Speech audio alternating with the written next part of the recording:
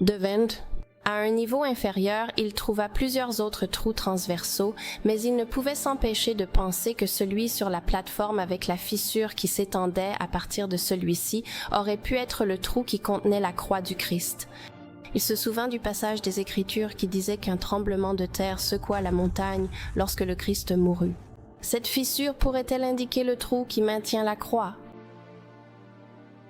Le trou transversal s'étendait sur 23 pouces dans le substrat rocheux solide, tandis que la fissure semblait s'étendre beaucoup plus profondément.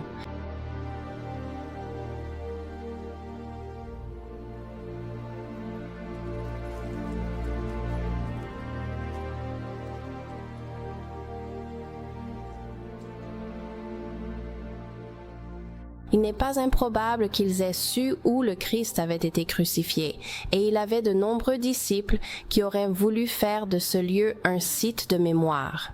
Le Saint-Sépulcre, utilisé à la fois par l'Église catholique et les églises orthodoxes, fut d'abord ordonné d'être construit par Constantin le Grand vers l'an 325 ou 326, sur les vestiges d'un ancien temple païen.